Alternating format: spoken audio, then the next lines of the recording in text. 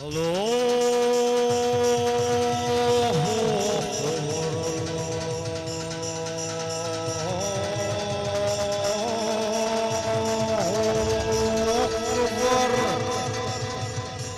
জয় জয় দুর্গা মা, জয় জয় দুর্গা মা, জয় জয় দুর্গা মা, জয়। খড়গ হাতে রণচণ্ডী তুমি, বাপের নাচে মহাশক্তি তুমি, দশভুজা তোমার অপার মহিমা। জয় জয় দুর্গা মা, জয় জয় দুর্গা মা, বলো দুর্গা মাই কি জয়। दर्द झोली मेरी या मोहम्मद, लौट कर मैं न जाऊंगा खाली। दर्द झोली मेरी या मोहम्मद, लौट कर मैं न जाऊंगा खाली। दर्द झोली मेरी या मोहम्मद, लौट कर मैं न जाऊंगा खाली। दर्द झोली मेरी या मोहम्मद, लौट कर मैं न जाऊंगा खाली। जय जय दुर्गा माँ, जय जय दुर्गा माँ, बोलो दुर्गा माई की जय।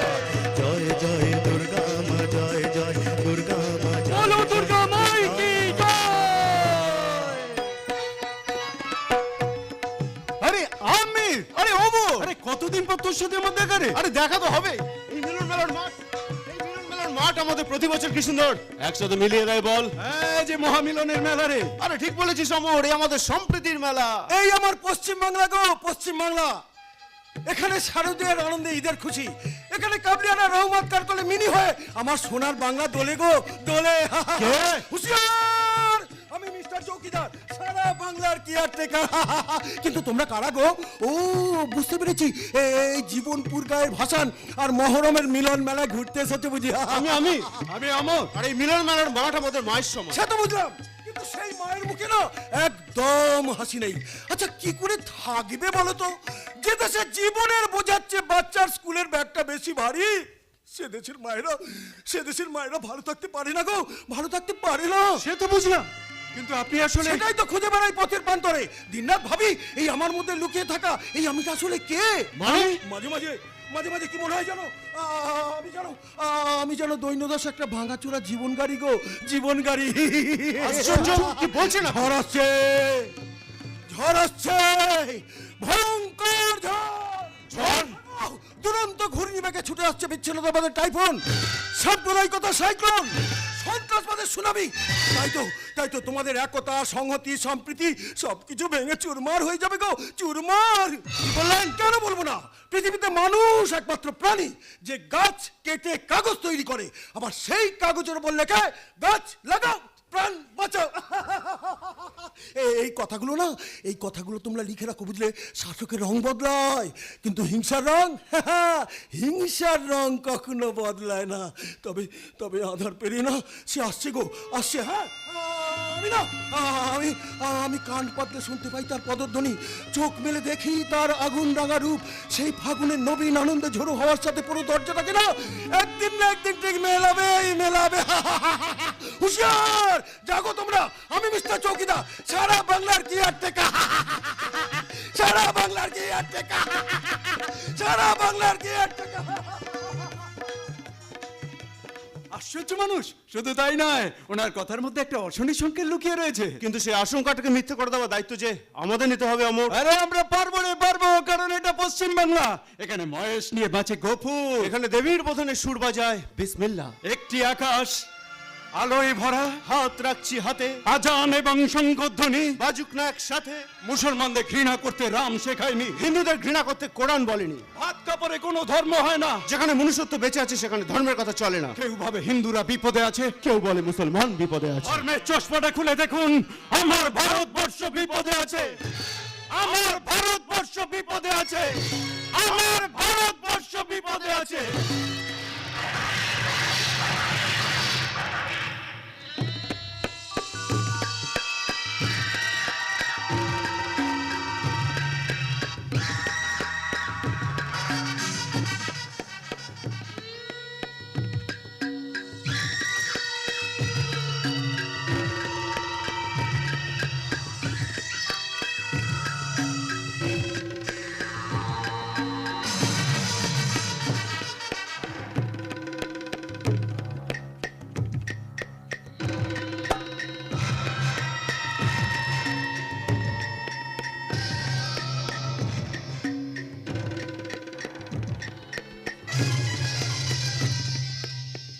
ঝড়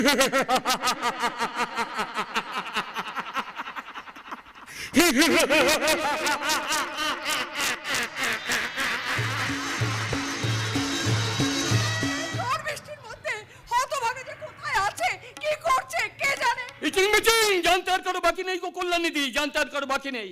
আমার ওই দুঃসম্পর্কের ভাগনা তুফান বদ বন্ধুদের পাল্লায় পড়ে কল্যায় যেতে বসেছে। কেন রে বলাই, আমার ছেলে তুফান আবার তোর কোন বাড়া ভাতে ছাই দিয়েছে? কাটা ঘায়ে নুনে ছিটে দেওয়া যাচ্ছে চিরদিনের বদ অভ্যাস, সেই তুফানকে আমি একেবারে সহ্য করতে পারি না। আর সেই জন্যই তো ছোটবেলা থেকে তুফান তোর চোখের বালি হয়ে আছে। ইচিং মিচিং কি করে বুকের ধন ভাবি বলতো?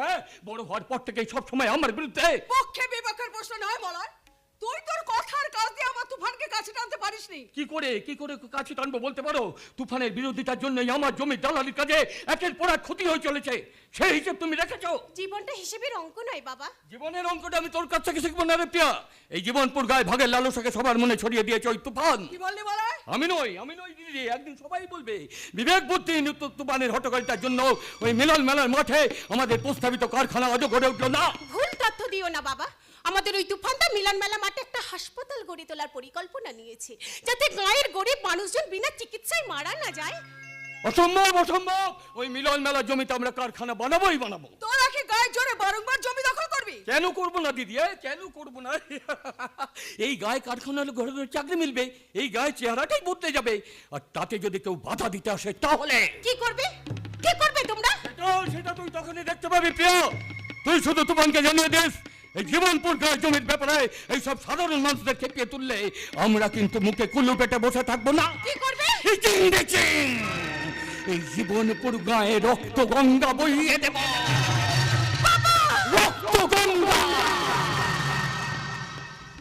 রক্ত গঙ্গা?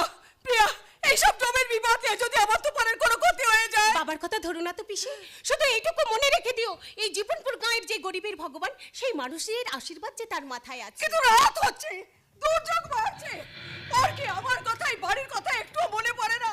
সারাদিন নৌকা চালিয়ে লোক পারাপার করিয়ে ঘরের খেয়ে বোনের মস্তানি বাড়ায়। চিন্তা করো না পিসি। ও কি বোঝে না যে ছেলের জন্য মায়ের মন কত কষ্ট পায়? কষ্ট পেও না পিসি। আমার মন বলছে এই দুর্যোগে তুফানটা নিশ্চয়ই কোথাও আটকে পড়েছে। তুমি দেখে নিও, একটু পরে তুফানটা চলে আসবে। কিন্তু দুর্যোগ তো বেড়েই চলেছে। আমার মন মানছে না রে প্রিয়া।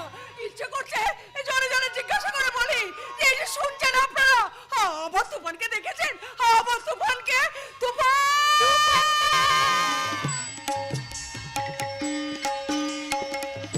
উজান ভাটার মাছ দরিয়ায় বাইছি আমি না। উজান ভাটার মাছ দরিয়ায় বাইছি আমি না। মন জানে ঝড় তুফানে, মন জানে ঝড় তুফানে, ভরসা তুমি দাও, ভরসা তুমি দাও বিধি রে।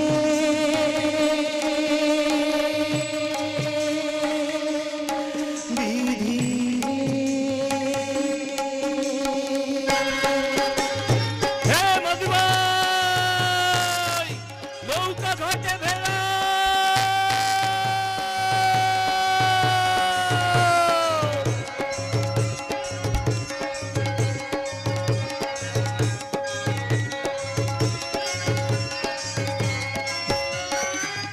নাও যে আমার পিতা মাতা, নাও যে আমার অন্নদাতা, নাও যে আমার পিতা মাতা, নাও যে আমার অন্নদাতা। মনকে বলি চলার নেশায় এগিয়ে তুমি যাও, মনকে বলি চলার নেশায় এগিয়ে তুমি যাও বিধি রে।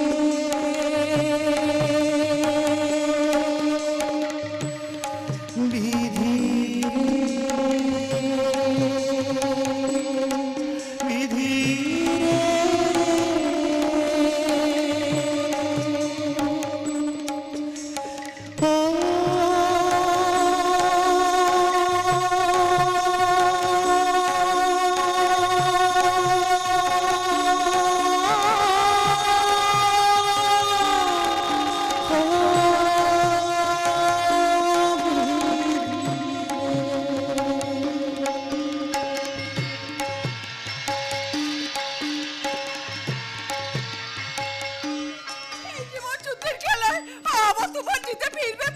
জিততে যে আমায় হবেই মা। আমি টাইফুনের সাথে ফুটবল খেলি, বিধ্বংসী সুনামিকে করি কুপকার। তোমার ছেলে তুফানের এই নৌকা চালানোর হাত বাজের বিরুদ্ধে করে বাজি মা। তুফান, মা? কথা দিয়ে কিস্তিমাত করতে তোমার কোনো জুরি নেই, কিন্তু এটা তো বুঝবে পিসি তোমার জন্য কত দুশ্চিন্তা করে। আচ্ছা, এত দুশ্চিন্তার কি আছে বলতো প্রিয়া? হ্যাঁ, হোঁচট খেয়ে একবার উঠে দাঁড়াতে শিখলে না, তখন আর খুঁটির প্রয়োজন হয় না, বুঝলে? হ্যাঁ, তাই তো, খুব বড় হয়ে গেছিস। আসলে কি জানিস, যাদের মনে মায়া বেশি তারা জীবনে কষ্ট পায় বেশি। কষ্টকে জয় করবার শিক্ষা তো আমি তোমার কাছ থেকেই পেয়েছি মা।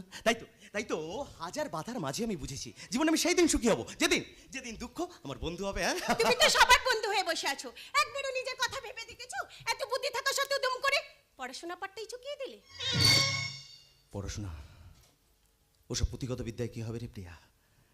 আরে যে দেশের বিধানসভার ঝাড়ুদারদের শূন্য পদে ইঞ্জিনিয়ার, এমবিএ, বিটেক, এমটেক ডিগ্রিধারীদের আবেদন করতে হয়, সে দেশের শিক্ষাগত যোগ্যতার কোনো সম্মান নেই রে। কি বললি তুফান? হ্যাঁ, ঠিকই বলেছি মা। যে দেশের ক্যান্টিন পরিষ্কার করে স্নাতকেরা, আর তাদের চেয়ে কম যোগ্যতা সম্পন্ন মন্ত্রীরা বসেন নামি দপ্তরের দামি চেয়ারে, সে দেশে উচ্চ শিক্ষিত হওয়ার থেকে না আমার মতোই মূর্খ থাকাটা অনেক ভালো। আচ্ছা, তুই নিজের ভালোটা কবে বুঝতে শিখবি?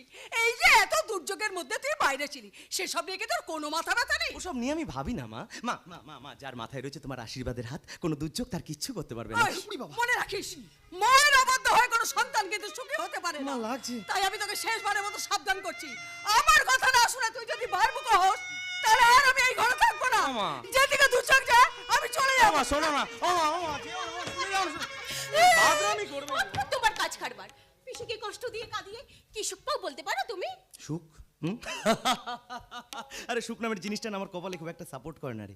বিজ্ঞানটা এতটা এগিয়ে গেছে যে হার্ট, কিডনি, লিভার, হাঁটু পর্যন্ত প্রতিস্থাপন করা যায়, কিন্তু এই কপালটার আর কিছু করা যায় না। তুমি সেই আগের মধ্যে রয়ে গেলে, ছোটবেলা থেকে এরকম মজার কথা বলতে বেশ ভালোবাসতে। মজার কথা বলতে পারলেন না, নিজেকে প্রজা থেকে বেশ রাজা রাজা মনে হয় জানিস। এই তোমার মনে আছে তুফানদা, কি রে? আমরা ছোটবেলায় কি সুন্দর দিন কাটাতাম দুজনে। ছোটবেলাকার কথা না এখন আমার অল্প অল্প মনে পড়ে রে প্রিয়া। এই জানো, আমার না আমার খুব মনে পড়ে, আমি ছোটবেলায় একটা পুতুলকে সাজাতাম। হ্যাঁ, আরেকটা পুতুলকে তুই সাজাতিস বর, ওই বর পুতুলটাকে আমি দূরে ছুড়ে দিয়ে বলতাম, ও কেন হবে তোর বর? হ্যাঁ, আর তখন আমি খুব কাঁদতাম, আর কাঁদতে কাঁদতে বলতাম, ওই বর পুতুলটা যে তুমি, তাকে তুমি একটিবারের জন্য বুঝতে পারো না। ছোটবেলাকার সেই দিনগুলোর কথা ভাবলে না একদিকে যেমন আনন্দ হয়, অন্যদিকে তেমনি হাসিও। প্রিয়া প্রিয়া, এই বড় হয়ে ওঠার পর না ওই বউ পুতুলের মুখের সাথে তোর মুখের অনেক মিল খুঁজে পাই জানিস। সত্যি? আরে, এই যেমন যেমন ধর বা তোরই দুই চোখ যেন বন পায়রার খোপ, তোরই নাক যেন পঞ্চমুখী ষাঁড়। তুফানদা, আমি কিন্তু এবার সত্যি সত্যি সত্যি খুব রেগে যাচ্ছি। আচ্ছা ঠিক আছে বাবা, রাগ দেবে না তাহলে তোর রাগ ভাঙানোর জন্যই বলি। এই বলো, বলবো? আরে বলো না।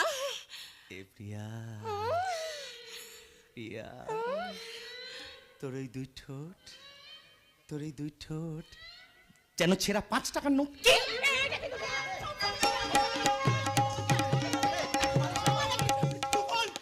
সর্বনাশ হয়ে গেছে। কি হয়েছে কি?